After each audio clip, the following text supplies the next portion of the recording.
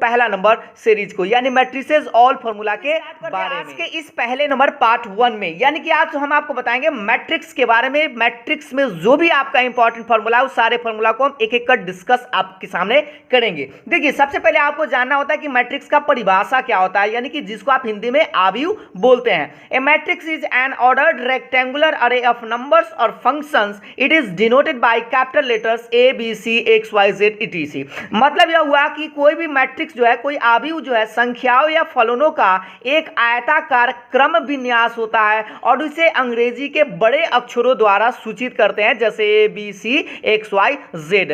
अर्थात इसको उदाहरण के माध्यम से समझते हैं। ये क्या कहा है कि एक ऑर्डर होता है, वो कैसा ऑर्डर होता है, तो रेक्टेंगुलर अरे होता है, यानी कि आपके पास कुछ नंबर्स या फंक्शन होंगे, उसको आप एक अगर आयताकार बॉक्स में सजा देते हैं तो वह क्या कहलाएगा, मैट्रिक्स कहलाएगा। उदाहरण के रूप में अगर आप यहां पर देखेंगे तो a बराबर 2 3 4 5 6 7 ये कुछ नंबर्स थे, यानी संख्या था, इसको हम आयताकार बॉक्स में या सजा दिए। या यहां पर एग्जांपल नंबर दूसरा देखेंगे, a b c 4 go element था, इसको आप आयताकार बॉक्स में आप सजा दिए।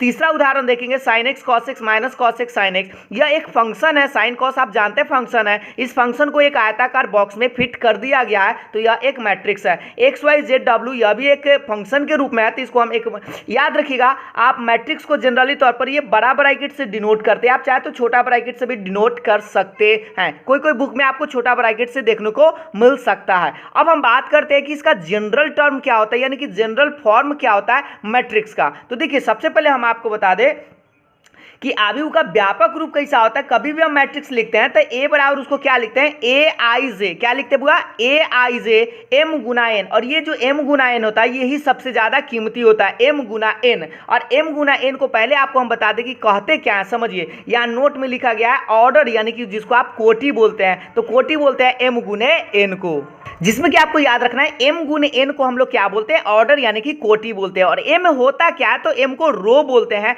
और एन को क्या बोलते हैं, कॉलम। रो को हिंदी में बुआ पंक्ति बोलते हैं और कॉलम को हिंदी में स्तंभ बोलते हैं। और इसको और विस्तार से समझते हैं। जैसे यहां पर लिखा गया था ए आई जे, आई का मान अगर 1 रखे, जे का मान 1 रखेंगे तो बनेगा नया एलिमेंट जो बनेगा, यानी अवयव जो बनेगा। और हम आपको बता दें ए आई जे को सबसे पहले बोलते क्या है, तो एलिमेंट्स या एंट्रीज, जिसको आप हिंदी में अवयव या प्रविष्टियां बोलते हैं। जैसे यहाँ आई 1 1 रखा जाता है, यहाँ ए 1 1 बनेगा, फिर आई का मान 1 और जे का मान 2 रखा जाता है, यहाँ 1 2 बनेगा। तो आप इस तरह से याद रखेंगे। पहला रो में आप अगर बात करें, ये जो रो है, ये वाला जो दिखाई दे रहा, इसको रो बोलते हैं, इसको दूसरा रो बोलते हैं और इसको तीसरा रो बोलते हैं। रो को हिंदी में पंक्ति बोलते हैं। और ये जो खारा लाइन होगा ना, इसको C1, इसको C2 और इसको C3, मतलब कॉलम 1 कॉलम 2 और कॉलम 3, जिसको आप हिंदी में स्तंभ बोलते हैं। तो याद रखिएगा, जब भी कोई एलिमेंट स्टार्ट करे मैट्रिक्स में तो A11 से स्टार्ट होकर A12 A13 ऐसे आगे बढ़ेगा। फिर दूसरा रो में आएंगे तो A21 A22 A23 आगे बढ़ेंगे। तीसरा रो में आएंगे तो A31 A32 dot dot dot इस तरह से आगे आप बढ़ते जाएंगे।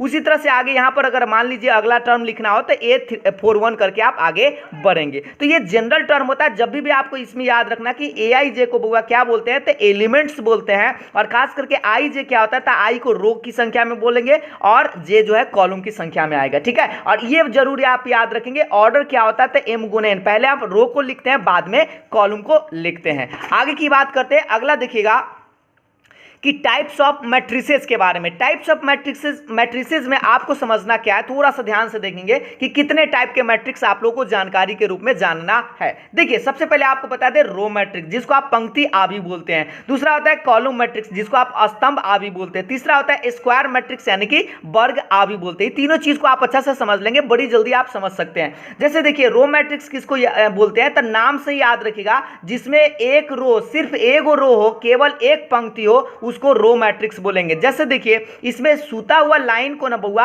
हम रो बोलते हैं, जो खारा लाइन होगा ना उसको कॉलम बोलते हैं। ऐसे याद रखिएगा, ये जो सूता हुआ लाइन है इसको रो बोलेंगे। तो इसमें एगो रो है, इसमें भी एगो रो है और इसमें भी एगो रो है। कॉलम कितना भी हो जाए उससे कोई दिक्कत नहीं है। दूसरा कह रहा है कॉलम मैट्रिक्स। तो याद रखिएगा, कॉलम मैट्रिक्स मतलब जिसमें एक सिर्फ कॉलम होना चाहिए, केवल एक स्तंभ होना चाहिए। तो देखिए, इसमें आपको खारा लाइन एगो रहना चाहिए, तो इसमें एगो खारा है, इसमें भी एगो है, इसमें भी एगो। तो ये सब जो उदाहरण दिया गया 3 गो, ये क्या है, कॉलम मैट्रिक्स यानी स्तंभ आव्यूह के उदाहरण है। और बात करते हैं स्क्वायर मैट्रिक्स, ये आपसे सवाल पूछता है स्क्वायर मैट्रिक्स यानी वर्ग आव्यूह। कोई भी मैट्रिक्स को आपको बता दे, जस्ट अभी आपको बताते ए बराबर क्या लिखते हैं, ए आई जे एम गुने एन लिखते हैं, जहां ये एम गुना एन क्या हुआ, ऑर्डर है यानी कि कोटि है।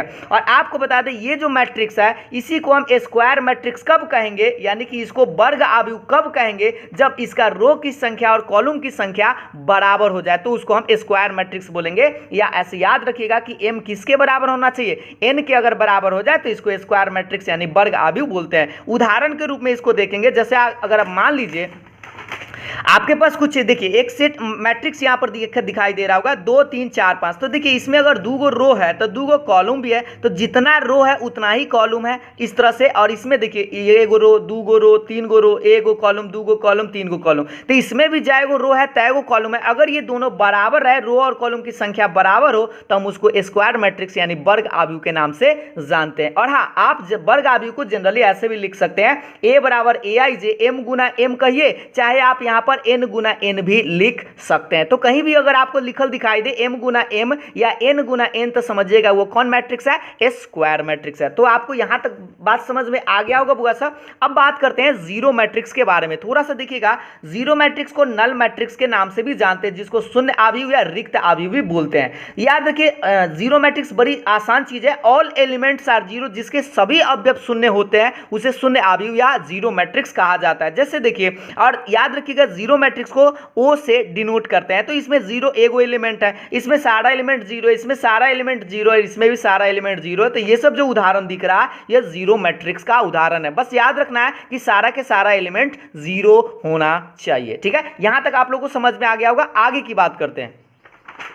आगे बात करते हुए स्क्वायर मैट्रिक्स से ही आप लोगों को 3 गो टाइप बनता है, जिसका नाम स्पेशल खास करके आपको यहां पर ध्यान देना है। एक होता है डायगोनल मैट्रिक्स, दूसरा होता है स्केलर मैट्रिक्स और तीसरा होता है आइडेंटिटी मैट्रिक्स। देखिए डायगोनल मैट्रिक्स को हिंदी में विकर्ण भी बोलते हैं, स्केलर मैट्रिक्स को अदिश भी बोलते हैं, आइडेंटिटी मैट्रिक्स या इसी को यूनिट मैट्रिक्स या जिसको आप हिंदी में तत्समक या इकाई आव्यूह के नाम से जानते हैं। इसलिए हम इस तीनों को एक ही साथ बता रहे हैं क्योंकि तीनों एक दूसरे से रिलेटेड है। कैसे समझिएगा ध्यान से, पहले आपको समझना होगा इसमें डायगोनल क्या होता है। तो याद रखिएगा ये जो लाइन आपको खींचा गया ना, इसको हम डायगोनल बोलते हैं। कभी भी आप डायगोनल की बात करें तो इस वाली लाइन को डायगोनल के नाम से जानेंगे। कोई भी स्क्वायर मैट्रिक्स होगा तो उसमें ये जो शुरू से स्टार्ट होकर ये जो विकर्ण होता है इसी को हम विकर्ण बोलते हैं। और यहां पर विकर्ण आव्यूह किसको बोलते हैं, तो ध्यान दीजिएगा, कब विकर्ण में कोई भी एलिमेंट हो और बाकी सब जीरो, फिर से ध्यान दीजिएगा, विकर्ण में कोई भी एलिमेंट हो चाहे वो चेंज हो या डिफरेंट हो, चेंज मतलब डिफरेंट हो और बाकी सब जीरो हो। लेकिन देखिए अदिश यानी कि स्केलर मैट्रिक्स किसको बोलते हैं,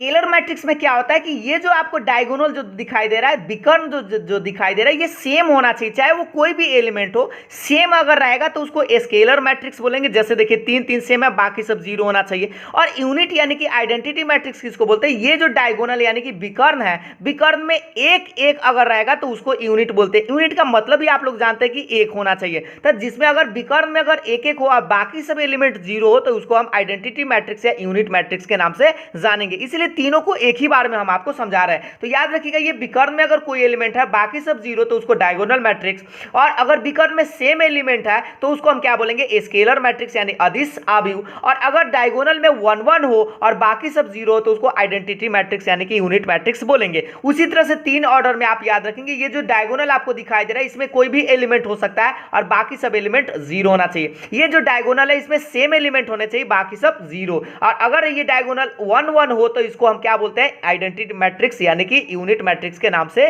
जानेंगे। और खास करके इस यही आपका इंपॉर्टेंट है, इसको आप याद रखिएगा I2 से डिनोट करते हैं और इसको I3 से भी लिख सकते हैं। लेकिन अगर कुछ क्वेश्चन अगर पता रहे तो उस टाइम आप सीधा I भी कर सकते हैं, क्योंकि वह क्वेश्चन के संदर्भ में आपको पता चल जाएगा कि वह 2 ऑर्डर का है या 3 ऑर्डर का है। अगर 2 ऑर्डर का हो तो ये याद रखिएगा और अगर 3 ऑर्डर का हो तो ये याद रखिएगा। अब बात करते हैं ये जो है इक्वल मैट्रिसेस के बारे में। इक्वल मैट्रिसेस मतलब समान आव्यूह के बारे में, कि 2 गो मैट्रिक्स जो है आपस में बराबर कब होते हैं। तो सबसे पहले हम आपको बता दें, थोड़ा सा इसका परिभाषा आप लोग को समझ लीजिए कि two matrices A and B are equal if their order are same and their corresponding elements are same. मतलब कि दो गो आव्यूह जो है वह बराबर कब कहे जाएंगे, जब उसका ऑर्डर पहले सेम होना चाहिए और उसका संगत अवयव भी बराबर होने चाहिए। जैसे मान लीजिए यहाँ पर आप देख पा रहे होंगे, थोड़ा सा पीछे, हाँ देखिएगा ध्यान से, ये आपको दिखाई दे रहा है एक मैट्रिक्स है और यह भी एक मैट्रिक्स है। तो ये तो आपको कंफर्म पता चल रहा होगा कि दोनों का जो ऑर्डर है वो सेम है। ऑर्डर कहने का मतलब जितना रो है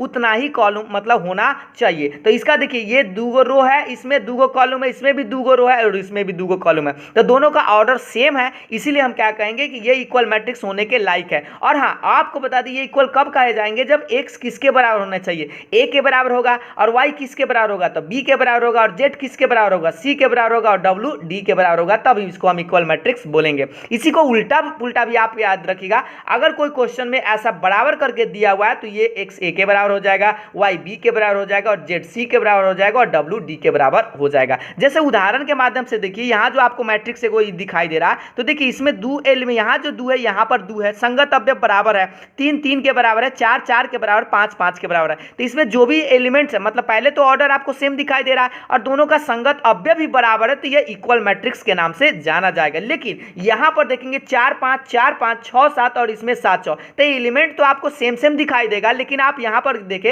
ये 6 के सामने 7 आ गया और इस 7 के सामने 6 आ गया, तो ये इक्वल मैट्रिक्स नहीं है। क्या समझ में आ गया बुआ? तो यहाँ तक हमने आपको अभी इक्वल मैट्रिक्स के बारे में बता दिया है। तो अगर आप लोग को यहाँ तक समझ में आ गया होगा तो ये आप लोग का पार्ट 1 ही रहेगा, यहीं तक हम इसको समाप्त करेंगे। और हाँ, इससे पहले हम आपको बता दें, एक छोटा सा सवाल आप लोगों से पूछ लेते हैं। तो अंत में आप लोगों से एक छोटा सा सवाल जो आप लोग को यहाँ दिखाई दे रहा होगा, 2 3 4 5 इक्वल है, दोनों बराबर है 2 3 4 2 प्लस एक्स के, तो आपको बताना एक्स का मान कितना होगा। इसका आंसर आप कमेंट करके हमें जरूर बताएंगे। और हाँ, आपको याद दिला दें ये आपका मैट्रिसेस में पार्ट 1 वीडियो है। अगर आप लोग को ये वीडियो पसंद आया हो तो लाइक शेयर जरूर करें, और पार्ट 2 वीडियो देखने के लिए आप लिंक मतलब डिस्क्रिप्शन में जाकर आपको लिंक वहां पर मिल जाएगा, या कमेंट बॉक्स में भी आप देखेंगे तो आपको नेक्स्ट पार्ट का वीडियो आप लोग को मिल जाएगा। तो आज के लिए इतना ही, फिर मिलते हैं नेक्स्ट वीडियो में, तब तक के लिए बाय बाय, थैंक यू।